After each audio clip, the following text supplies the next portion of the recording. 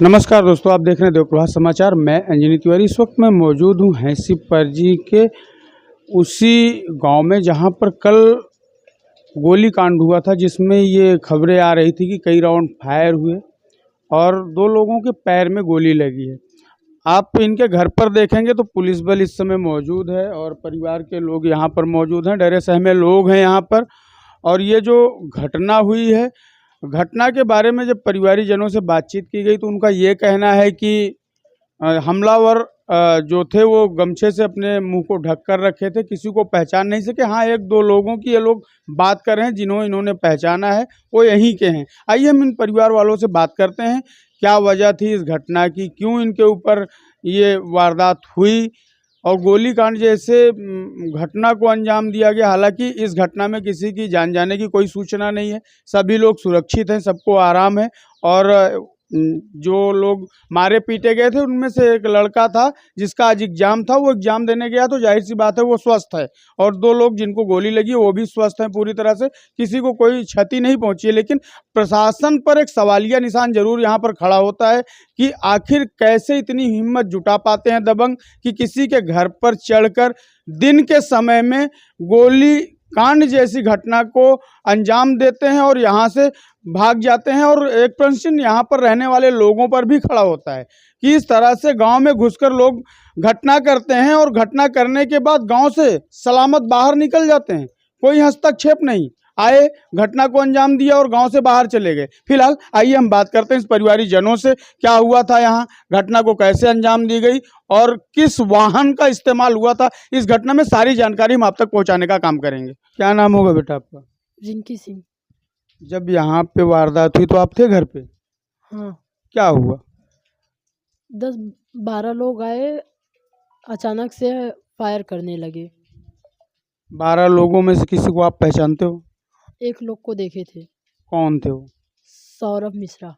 सौरभ मिश्रा को आपने देखा था। तो ये बताइए, ये जो घटना हुई क्या वजह थी इस घटना की? कोई पहले से जमीनी विवाद या किसी बात को लेकर कोई विवाद चल रहा था आप लोगों का? कुछ नहीं था ऐसा।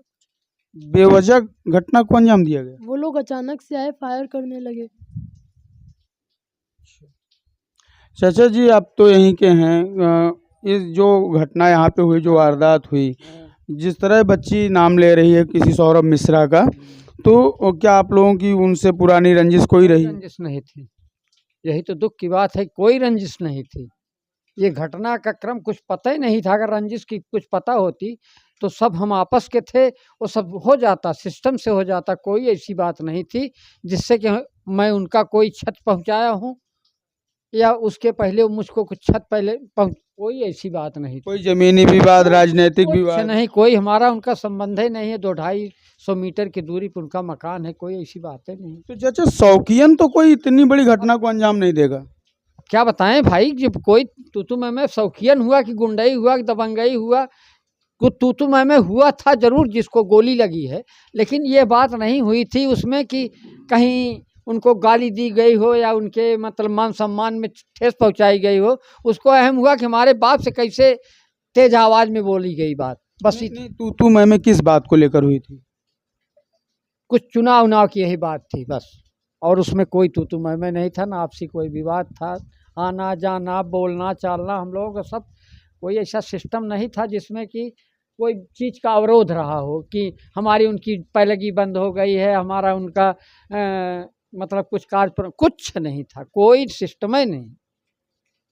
अच्छा, जितने लोग घायल हुए इस हमले में सब स्वस्थ हैं अभी? तो इस समय हॉस्पिटलाइज हैं वहाँ स्वरूप रानी में। पता लग रहा है कि उनके जो फायर के कारतूस थे वो सब ऑपरेट करके निकाले गए हैं, सीटी स्कैन हुआ है। ये वाला घाव जो है बहुत सर में, दिमाग के नस के बगल जो फायर हुआ है, यहाँ बताया जा रहा है चोट है, लेकिन वो फायर था। 1.5 इंची का घाव है, उसका ब्लड नहीं अभी तक बंद हुआ था। अब देखिए स्कैन दवा चल रही थी, अब सुबह कभी तो मिला नहीं कुछ समाचार। अच्छा, घायल लोगों के ऊपर जो गोली से वो लोग इंजर्ड हुए हैं, गोली का घाव है, कहाँ कहाँ लगा है, किसको गोली लगा है, कहाँ लगा है? 2 पैर में लगा है, एक कंधे पे लगा है, एक इसमें लगा है, उनकी औरत को एक इस पे लगा है, जांघ पे। जो लोग घायल हुए उनका क्या नाम है? राजेश प्रताप सिंह, सन ऑफ स्वर्गीय शारदा प्रसाद सिंह, गीता देवी वाइफ ऑफ राजेश प्रताप सिंह, और रोहन सन ऑफ राजेश प्रताप सिंह। ये तीनों लोग घायल हैं, जिसमें से एक एग्जाम देने गया है। एग्ज़ाम देने पहुंचाया गया है, अपने आप नहीं गया है, उसको एग्ज़ाम दिलाने कोई लेके गया है। पैर से अभी वो स्वस्थ रूप से, पैर में प्लास्टिक पट्टी लगी है, हाथ में पट्टी लगी है। अब ये है कि परीक्षा ऐसी चीज़ है कि हो न हो, जाना उनको ज़रूरी था। अब इतना समय अपना बर्बाद किया है। यहाँ पर जो घर वालों के बयान से जो एक बात निकल कर सामने आ रही है वो ये है कि इन लोगों का ये साफ कहना है कि हमारा उनसे ना कोई विवाद था, ना कोई रंजिश थी, किसी बात को लेकर कोई विवाद नहीं।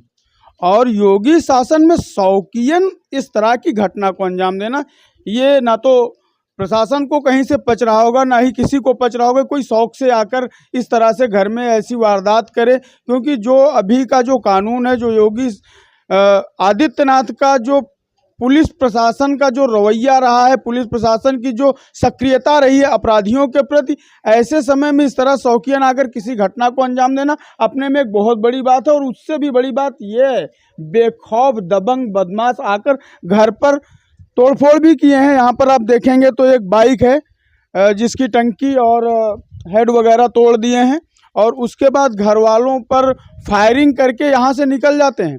और यहाँ गांव के बीच में आकर ये कांड हुआ है। ये गांव के बीचों बीच हम खड़े हैं, ये घर इनका गांव में है, कोई किनारा नहीं है कि किनारे सड़क पर बना हुआ मकान है जहाँ पर रुके और घटना को अंजाम दिए, बाइक पे सवार हुए निकल गए, ऐसा कुछ नहीं है। गांव के अंदर आकर इस तरह की घटना हुई है यहाँ पर। और प्रशासन के लिए एक बहुत बड़ी यहाँ पर चुनौती भी है कि इस घटना का अनावरण उनको करना है, अपराधियों को गिरफ्तार करना है, इन घटना में कौन कौन लोग शामिल थे इसकी भी जानकारी इनको जुटानी है। एक बहुत बड़ी चुनौती मानधाता के सुभाष सिंह यादव जो अभी मानधाता थाने की कमान संभाले हुए हैं, और दूसरी चीज सतपाल अंतिल के विदाई के बाद नवागत एसपी महोदय के सामने भी एक बहुत बड़ी चुनौती यहाँ पर आकर खड़ी हुई है। अब देखना यह है पुलिस प्रशासन इस चुनौती से कैसे निपटता है, अपराधियों की धरपकड़ के लिए वो क्या क्या करता है।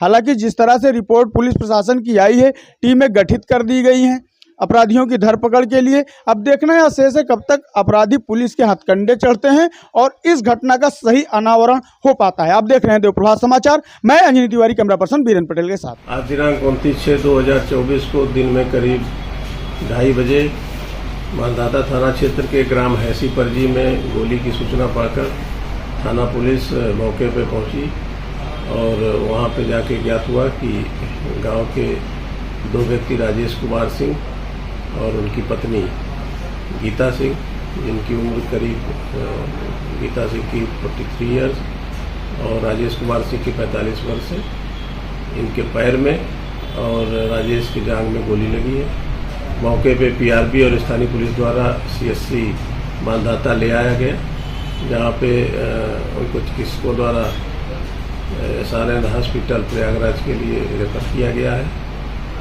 इनका घायलों की स्थिति सामान्य है। जैसा कि राजेश के भतीजे द्वारा बताया गया है कि कुल अमन बेटू आदि कुल 8 से 10 लोग आए थे और उनके द्वारा घटना कारित की गई है। अभी तहरीर नहीं प्राप्त हुई है, तहरीर प्राप्त होने पर इसमें अभियोग पंजीकृत किया जाएगा। गांव में कानून व्यवस्था की स्थिति सामान्य है। शीघ्र ही अभियुक्तगणों की गिरफ्तारी की जाएगी, जिसके लिए टीमों का गठन कर दिया गया है। अन्य विधिक कार्रवाई प्रचलित है।